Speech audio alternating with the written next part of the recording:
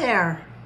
We are recording live from Fargo, North Dakota on Father's Day. You don't like that? No, we're going, yeah, sure. It's live right now. It is Father's Day in Fargo, North Dakota, and we are having a lovely day off. Yeah, we are. Happy Father's Day. Thank you. You're welcome. We arrived here yesterday, and it's been a little while since we've done a video. We've spent the last couple of weeks in Wisconsin and Minnesota, so we thought we'd update you a little bit about our travels in those two states. Kind of tell you what we've seen and who we've met, what we've endured. The good, the bad, the ugly. A lot of tough weather days, but also some really great weather days and some really great riding, both on roads and trails. Yeah, it's beautiful places. We spent about a week in Wisconsin, and Wisconsin isn't a state I'd ever been to before, but it was really lovely. The people are so friendly, so welcoming. We especially loved our visit to Eagle River and got a chance to kind of see the community in action on a Saturday morning. They do like a community run. They've got a run club, and so we talked to a lot of people and yeah, I just met some really neat people, business owners and just other people in the community. Yep. And in Wisconsin, we found just a lot of really nice small towns. Eagle River was the first place we stayed as we rolled into Wisconsin.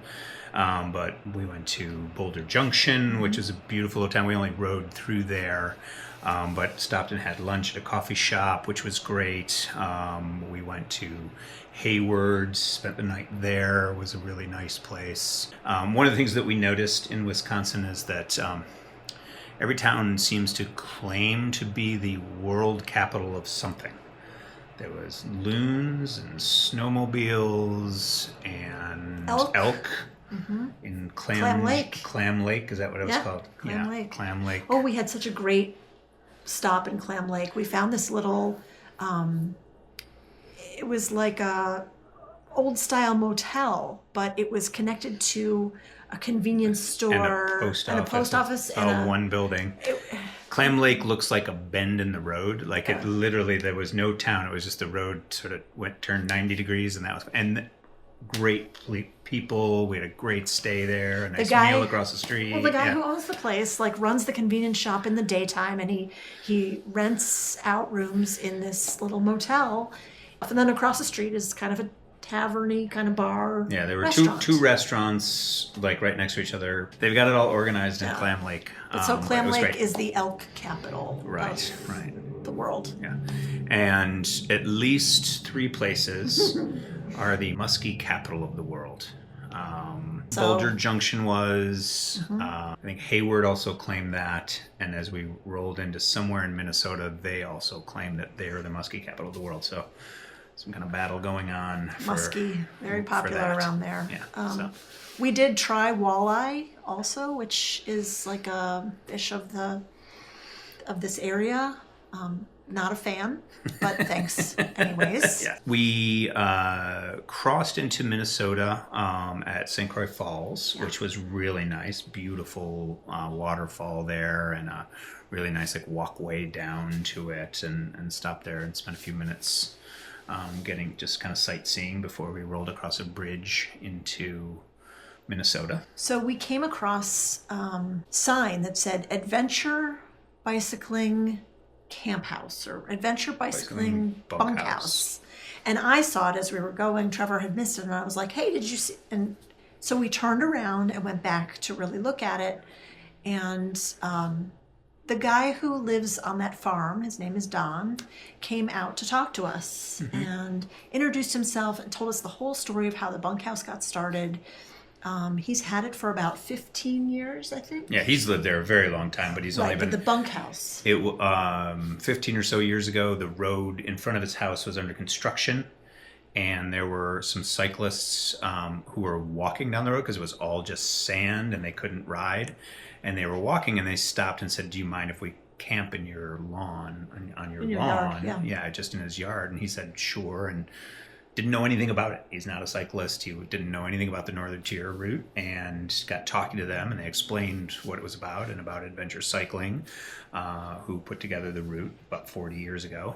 And all this time, people have been passing by his property. He didn't know anything about it. And so then he started, sort of offering that. Hey, if you want to stay at my property, you can set up your tent and whatever. And then he had an old barn building that he started fixing up and allowing people to stay inside. And he's got a whole kitchen in there and a bathroom, flush toilet. Yeah. And a shower. Shower for people. And it's free of charge. Right. And he charges for food. He's got freezers full of, frozen pizzas and meals and things like that, all for like almost nothing. And, we can't say enough about it. If you're watching this and you're a cyclist thinking about the Northern Tier route, figure out how you stay with Don at this bunkhouse.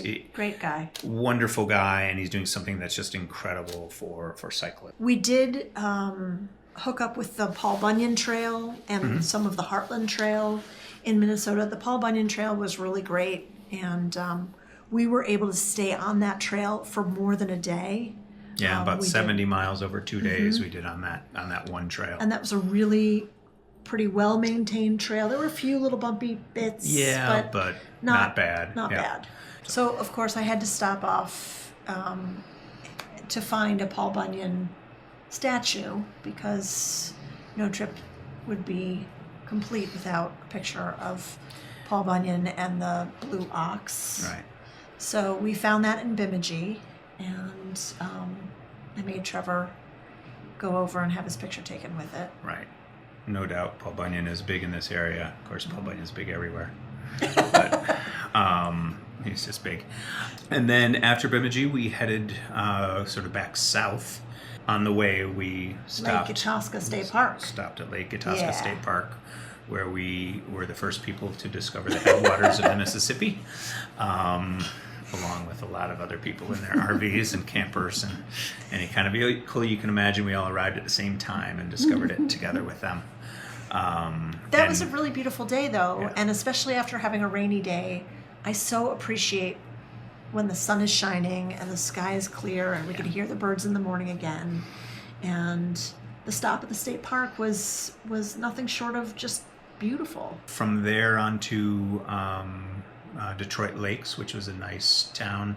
A very rainy ride from Park Rapids to Detroit Lakes, just poured on us. I mean, that was, you just couldn't avoid being soaked to the bone that day. But from Detroit Lakes, it was a really nice ride. It was an area that felt very much like the Finger Lakes.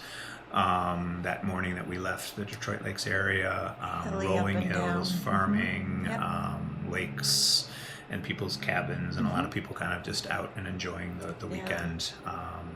And went from there right here to Fargo. On the way into town, or the way to our hotel, we stopped at a bike shop. I had arranged with this shop here called Great Northern Bicycle Company and Tom, the owner, to get some new tires. He ordered the tires I was looking for, got them in, and then the guys installed them for us, which was really nice. The shop is beautiful. It's an old historic train station, and they have the entire old train station. And they've renovated it so beautifully, but kept sort of the old charm of it. Yeah. And like amazing. The high ceilings and the wood floors. It just was beautifully done. We are currently just over halfway in miles and days. That's a wrap for the first half of the journey. We'll be back to tell you more as we head across North Dakota and into Montana. Westward ho. Yes, onto the mountains. Don't forget to like and subscribe. We love hearing your feedback and seeing your posts about what we're doing. It's good encouragement for us and keeps us going.